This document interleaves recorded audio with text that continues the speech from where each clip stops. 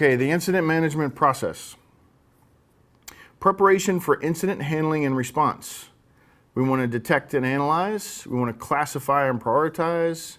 Notifications, containment, forensic investigations, eradication and recovery, and post-incident activities. So this is the general process for incident management. Managing incidents, right? So earlier we talked about a good security program. So a good security program detects it quickly and eradicates it quickly, right? That's a good security program. A good security program is not one that's never been breached. That's not necessarily a good security program. It probably means that they just haven't been tested yet. If they want to get in, they will get in.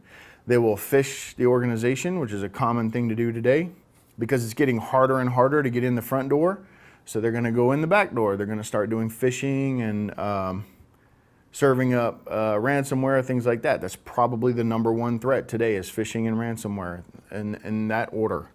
So, or it's the most common anyway, the most common successful ones, at least that people are finding out about. But that's an easy one to find out about it because everything's encrypted, right? So it's like back in the old day where we had data destruction. That kind of went away for a while, and now it's back because they just want the cash to release your gear. Most of the time when you try to pay ransomware, they don't give you the keys. So it's not a good idea to do that. What else can we say about this? So we talked about detect it early and eradicate it. So there's a lot more stuff that goes on. You can see from this, right? We have forensic investigations, eradication and recovery, post-incident activities. But Timber, you said all we need to do is detect it early and get rid of it, right? That's it? No, you need to do all this other stuff too. But what I'm telling you is the ability to do those two things is a good security program. It does not replace all of this stuff, right? We still have to do all of this stuff. So just prepare yourself for that as well. So you need tools for containment. You need tools for forensic investigations. You need eradication and recovery tools. So you can see that you've got to have a lot of stuff in place on your network.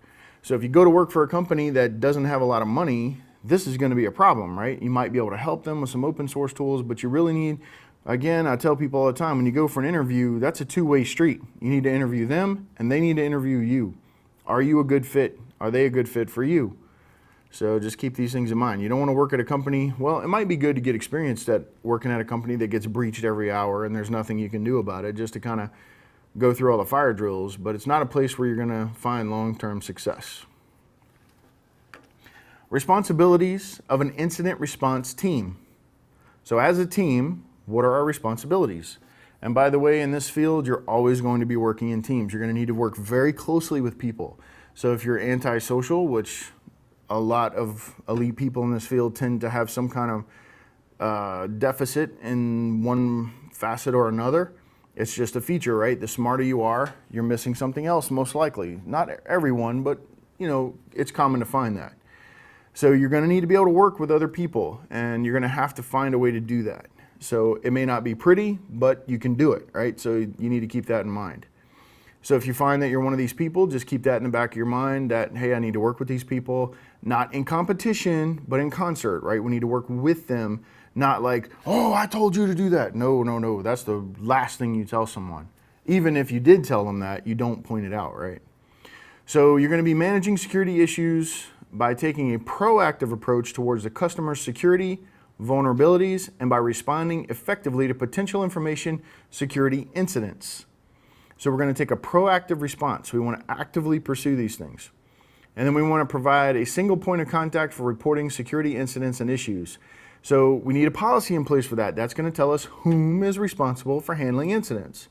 Many SOC teams or security teams will have a phone number, and that phone number will ring any number of people depending on how they've set it up. But always someone will answer. Not a machine, someone will answer. If it's an email system, then whomever gets that email better call within 15 minutes. You know, you better call pretty quickly if somebody's looking because they're panicking, right?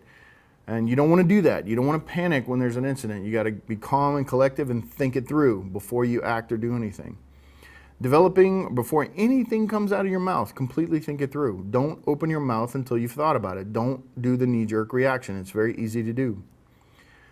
Developing or reviewing the processes and procedures that must be followed in response to an incident. So you want to be trained before this stuff kicks in. You don't want to have to go through the fire drill and be sitting there reading the policy at the same time. So you want to review changes in legal and regulatory requirements to ensure that all processes and procedures are valid. So someone on your team might be doing this in parallel to the team working. Hey, are we doing this properly? Were there any new updates to the policy? I mean, you should know that beforehand. If anything changes, it needs to be socialized. But what if it happens at the same time, right?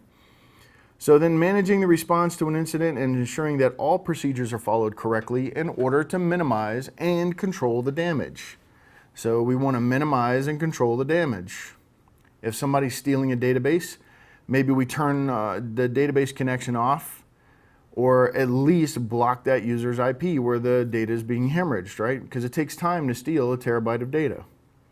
And then we want to be reviewing existing controls and recommending steps and technologies to prevent future security incidents. But we do that after, right? We don't do it at the same time. And then identifying and analyzing what has happened during the incident. Include the impact and threat. So you want all the facts. So it's a fact-finding mission. Incident response is a fact-finding mission. Get the facts and then deal with the problem. And then you come back and say, did we miss anything after it's all done? After you've got the hacker out of your network or blocked their access at least. The malware may still be present on your network, but you're null routing all of the communication, okay? Or the DNS is being null routed for that machine, whatever it is, or that actual connection, if you have the ability to do that. And then lastly, you want to be establishing relationships with local law enforcement agencies, government agencies, key partners, and suppliers. Well, how do we do that? I don't know anybody at the police department. You know, you may find that there's other ways you can do that. You can join groups and things like that. There's different organizations that you can join to report to the government. And it's just a website that you fill in the stuff and hit submit.